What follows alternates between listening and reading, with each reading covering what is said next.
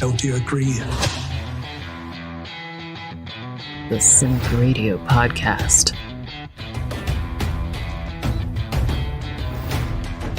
Hi, I'm Chad L. Coleman, Tyrese from The Walking Dead, and Cuddy from The Wire, and you are listening to the Cinik Radio Podcast. Here your host, Cinik. Hey, the facts are Spider-Man belongs in the MCU. Sony was delusional thinking they didn't need Marvel, and now he's back. And we, the fans, are 100% proudly responsible for that. Agree? As long as DC wants to make dark and gritty movies, they're going to lag behind Marvel in every category. And Ryan. Batman vs. Superman is objectively better than Infinity War. IG, did we just forget Kim? You guys completely suck. This is the greatest show of all time.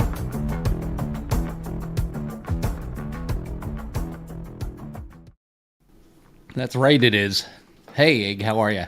Hey, I'm doing well, So we're going to try something a little bit different tonight. We're going to come in and give our hopes and dreams and possibly fears for the latest Batman movie. So we talk about predictions, the things we want to see, and the things we hope that it's not. So, Egg, I mean, the measuring stick from which every movie is judged is box office take. So far, the pundits on the internet are saying that this is a shoo-in to bring in somewhere around the neighborhood of $120 million domestically. Do you think that's going to happen?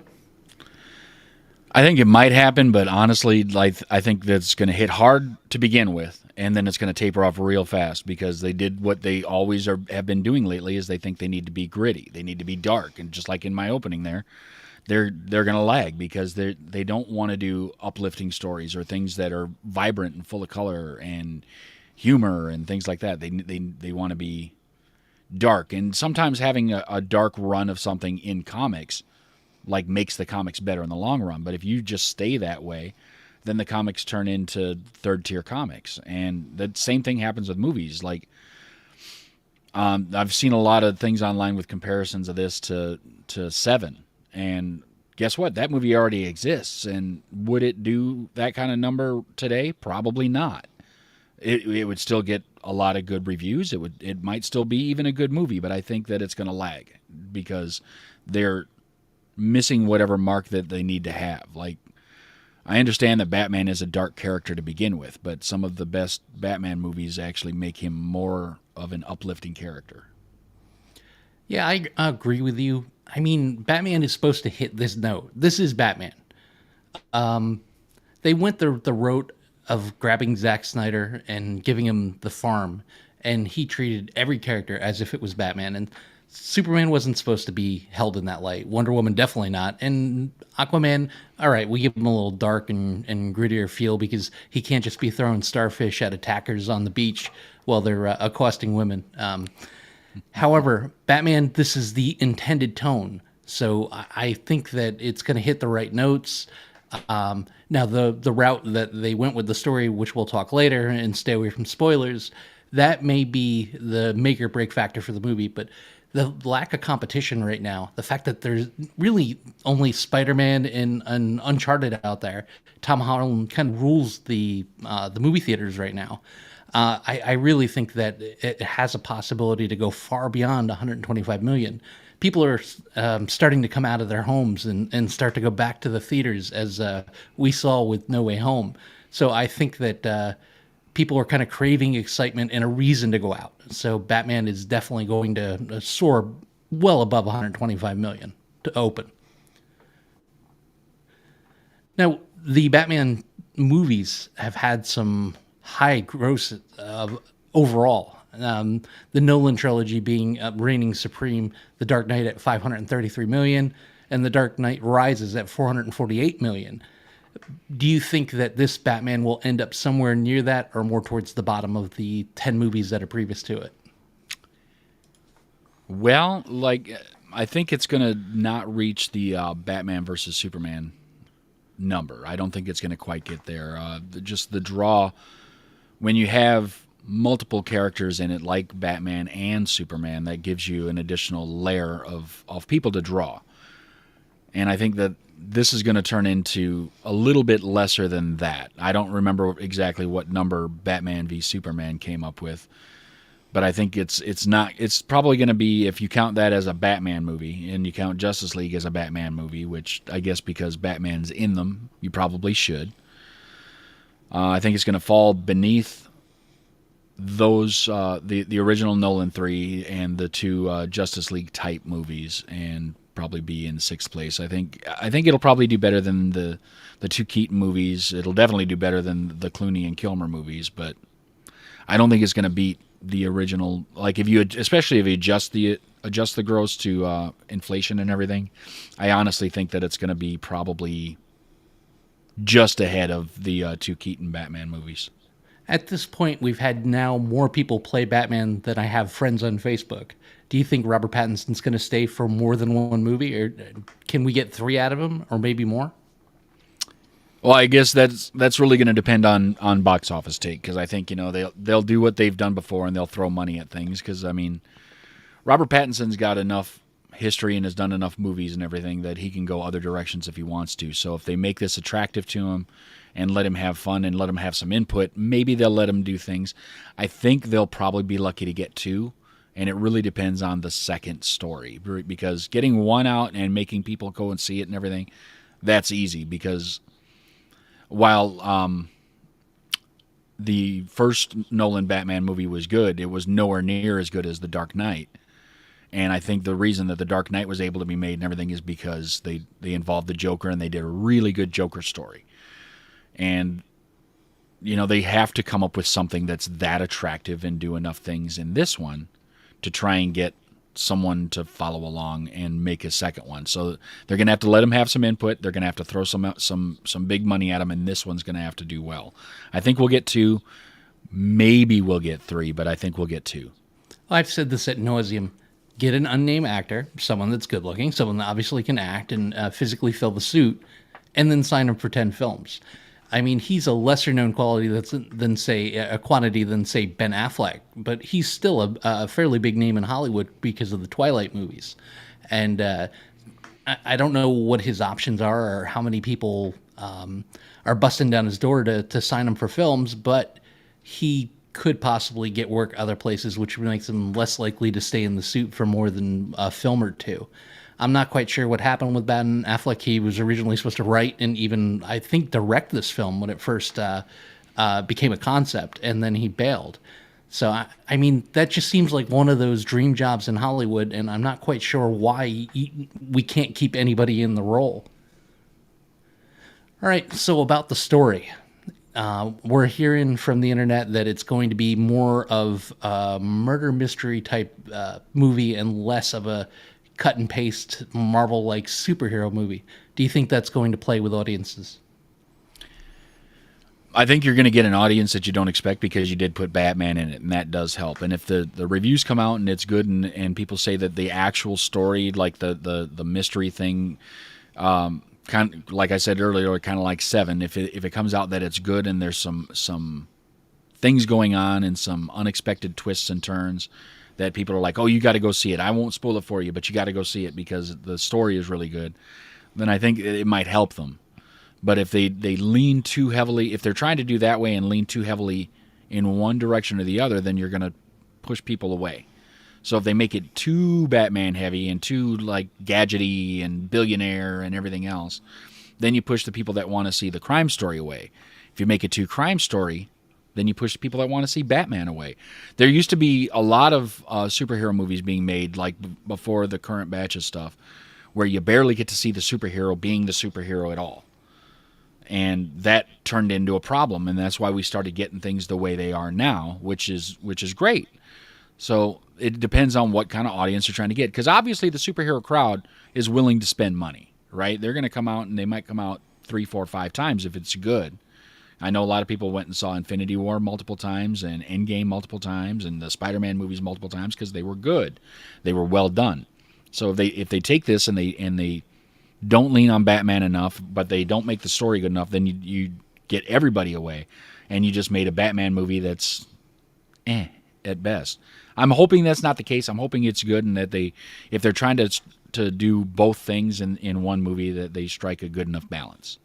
Well, at almost 3 hours, the movie's going to have some sort of pace to it, because I believe that the biggest complaint is going to be, especially for me, that it's too long. I love the Spider-Man movie, but my only complaint was it was a little too long. I realize they have a lot of ground to cover and they want to introduce him, and it seems like there's a cadre of supervillains in the movie, but we can't go at a snail's pace for 3 hours, or you're definitely going to lose the crowd that can't stay off their phone for more than 30 seconds. Well, and that's true. And some of this like turns into you brought up the right thing there, right? One of the things the last batch of Spider-Man movies did right is we didn't get an origin, right? We didn't have to see a spider bite. We didn't have to see Uncle Ben die. We didn't have to see any of those happen because everybody knows who the fuck Spider-Man is. Well, guess what, people? Batman's been around longer than Spider-Man, and everybody knows who Batman is. How much origin do we need? Like maybe some origin of the villains might work a little bit, but you don't want to spend too long on that because most of the time in a Batman movie, the villain's going to be there for one. They're going to show up and they're going to do it one time, and then we're going to go to a new villain. So you don't need to spend half the movie getting an origin out of a villain. Yeah, I agree with you there. And we know the villains. We know their backstories. I mean, most of them have been done already. Marvel has kind of dug deep and grabbed things that we've never heard of, or you had to be a super comic and fan geek to kind of hear of. But the Batman villains are all out there, and everybody knows who they are. So I don't think we need to do as much origin. Let's just jump into the story and kind of see where it goes. Do you think this Batman will be a solo act for the amount of time that he is in the suit, or will they just fold him into this iteration of the Justice League? You know, that's an interesting question because it really shows like what they're trying to do sometimes. Because what I expect to happen is that he's going to get folded in if this does well, and when you do that, then you take away from that character so far in the DC EU, right? You have the DC universe and you've got all these characters. Some of them are getting solo films, and you're taking away rather than adding to, because they did a lot of solo films in Marvel, but all of those were building blocks to a joint thing. And they're doing it the reverse way where, like, I mean, we had the Justice League before we had Aquaman. So they didn't use Aquaman to build into the Justice League. They used Justice League to put an Aquaman movie out. And that's the backwards way to do it, because then we're not as interested because we've already seen what Aquaman can do, and he's wearing the suit and he's doing the stuff. Well, we need to see him get the suit and become that person and everything, so we're interested. And they're doing things backwards. They're going the wrong way. So if they do fold him in, I think it's a misstep, especially since this has been told to be like a year one, year two Batman, right? It's very early. And Batman didn't get involved, if you look back comic-wise, to other people for a long time. Like, he's got to get a Robin first. So if they go that direction and they build it more akin to other things going on, like bringing in Robin and things like that, and especially if they do it honestly, and I'm going to sound like I'm being a hypocrite here, but if they go a little bit darker with bringing in a Robin and everything, because, right, the Flying Graysons, and they all died with other things going on.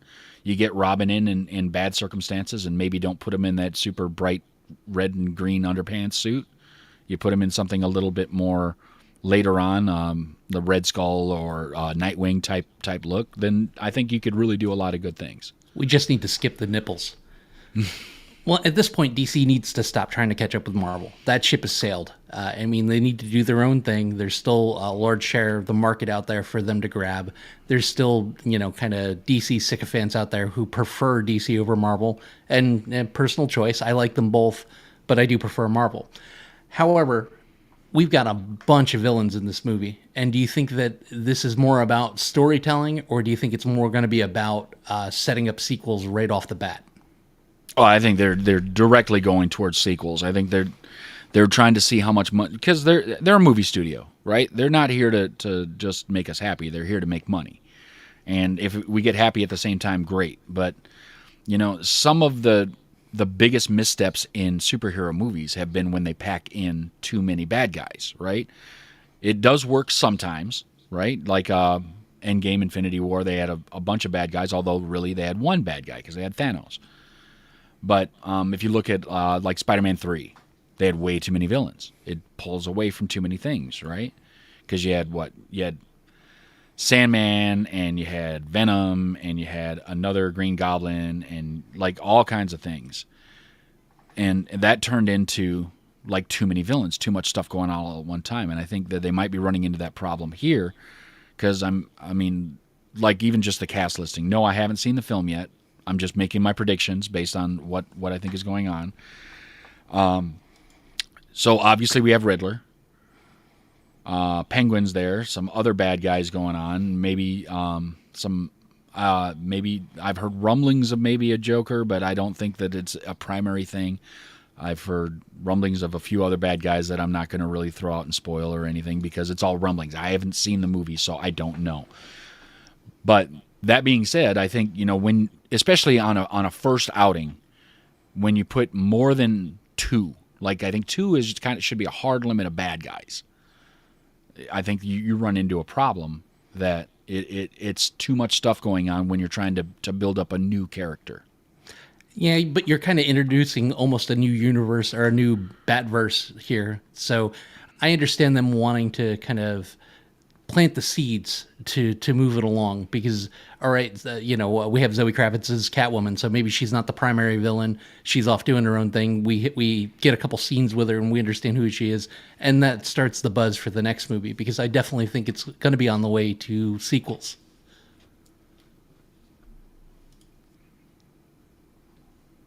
I don't think that's a spoiler, but that's pretty interesting. Oh yeah, and seeing, like I said, that I heard it was like a 7 movie. Zodiac, Taxi Driver. I heard what was that Jack Nicholas movie? The China something.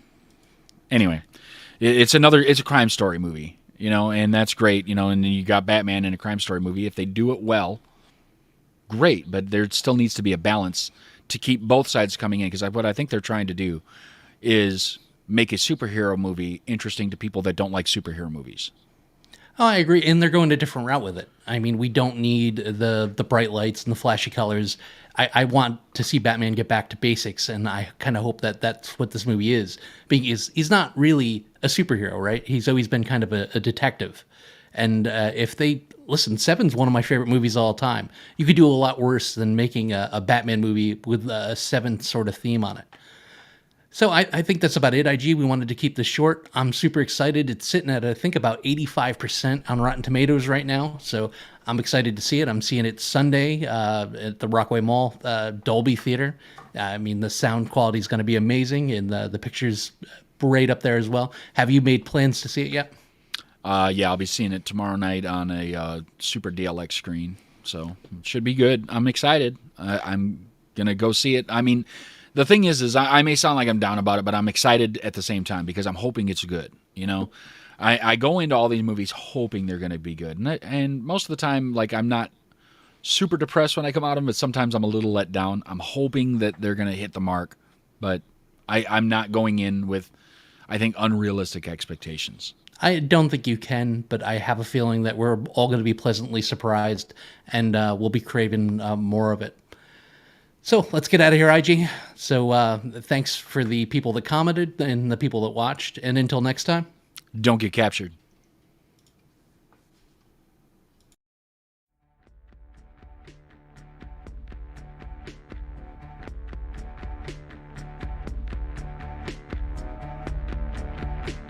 Follow the podcast on Twitter, Facebook, and at CinicRadio.com. Available for download on iTunes.